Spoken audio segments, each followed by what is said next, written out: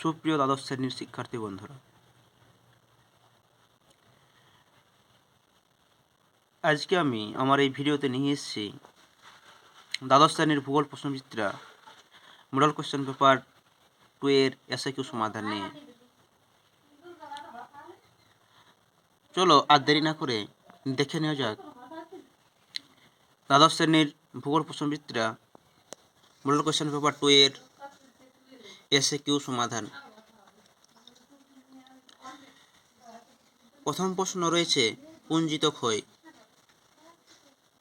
উত্তর: আবহবিকারজাত পদার্থ পৃথিবীর অভিকর্ষ শক্তি টানে ভূমির ঢাল বরাবর নিচের দিকে নেমে এলে তাকে পুঞ্জিত ক্ষয় বলে। তোমরা অবশ্যই খাতা কলম নিয়ে বসবে এবং উত্তরগুলি খাতাতে লিখে নেবে যাতে তোমাদের পড়তে সুবিধা হবে। এবং যদি এই ভিডিও তোমাদের ভালো লাগে তো অবশ্যই তোমাদের বন্ধুদের কাছে শেয়ার করবে। এবং যদি তোমরা এই ভিডিওর পিডিএফ পেতে চাও তাহলে কমেন্ট বক্সে কমেন্ট করবে। অথবা প্রশ্নে রয়েছে গিজার বা গাইজার। ভূপৃষ্ঠের কোনো কোনো স্থান থেকে একটি নির্দিষ্ট সময় অন্তর বাষ্প মিশ্রিত গরম জল ফোয়ারার মতো বার হলে তাকে গিজার বলে। 2 নম্বর প্রশ্নে রয়েছে ভারতের বৃহত্তম লেগুন। উদাহরণ: ভারতের বৃহত্তম লেগুনের উত্তর হচ্ছে চিল্কা। যৌগিক উপকূল। যে সমস্ত উপকূলে উত্থান ও নিমজ্জন দুই সংঘটিত হয় সেই সমস্ত উপকূলকে যৌগিক উপকূল বলে, যেমন কর্ণাটক উপকূল। সমপ্রায় ভূমি। ক্ষয়চক্রের বার্ধক্য অবস্থায় ঘটিত অনুচ্চ ভূমিকে সমপ্রায় ভূমি বলে। তারপরের প্রশ্ন রয়েছে অনুগামী নদী। ভূমির প্রারম্ভিক ঢাল অনুসারে যে নদী প্রবাহিত হয় তাকে অনুগামী নদী বলে।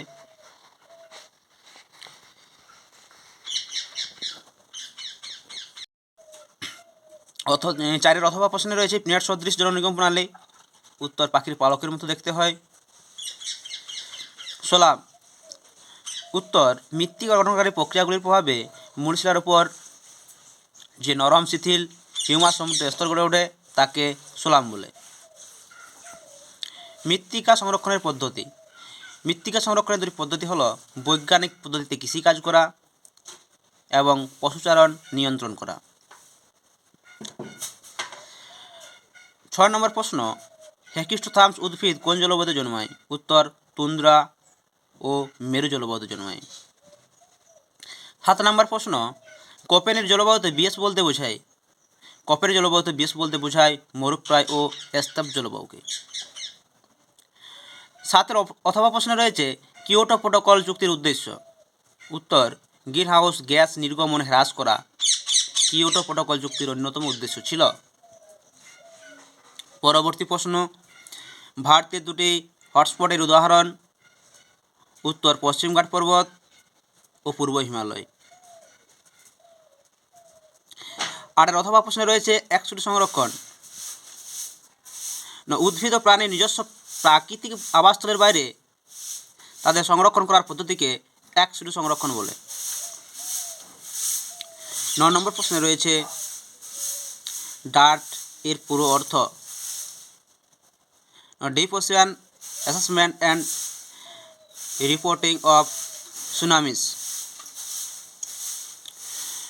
10 নম্বর প্রশ্ন উদ্যান কৃষি বা হার্টিকালচার মূলত বাজারে বিক্রির জন্য সবজি ফল ফুলের নিবিড় চাষের পদ্ধতিকে উদ্যান কৃষি বা হার্টিকালচার বলে। মূলত বাজারে বিক্রির জন্য সবজি ফল ফুলের নিবিড় চাষের পদ্ধতিকে হার্টিকালচার বা উদ্যান কৃষি বলে।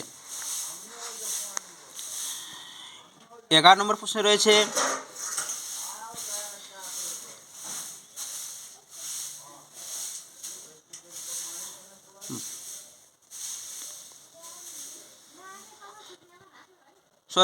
দশের অথবা প্রশ্নে রয়েছে ভারতের দুটি প্রধান চীনাবাদাম উৎপাদনকারী রাজ্যের নাম?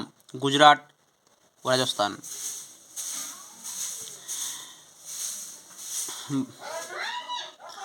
11 নম্বর প্রশ্নে রয়েছে ভারতের ম্যানচেস্টার বলা হয় আহমেদাবাদকে। 12 নম্বর প্রশ্নে রয়েছে সার্কের সদর দপ্তর অবস্থিত নেপালের রাজধানী কাঠমান্ডুতে। তাহলে এই গেল প্রথম আমাদের 12টি প্রশ্নের উত্তর। আর যে দুটি প্রশ্ন রয়েছে তাদের উত্তর দেখে নিই। 13 নম্বর প্রশ্নে রয়েছে নেক্রোপলিসের সংজ্ঞা উদাহরণ। নগরায়নের সর্বশেষ পর্যায়ে যখন নগর সভ্যতা পরিসমাপ্তি ঘটে তখন তাকে নেক্রোপলিস বলে। উদাহরণ হরপ্পা। একেবারে লাস্ট প্রশ্ন ও সর্বশেষ প্রশ্ন, ভারতের সিলিকন উপত্যকা কোন রাজ্যে অবস্থিত? কর্ণাটক রাজ্যে অবস্থিত। ভিডিওটি তোমাদের যদি ভালো লাগে তাহলে অবশ্যই তোমাদের বন্ধুদের কাছে ভিডিওটি শেয়ার করবে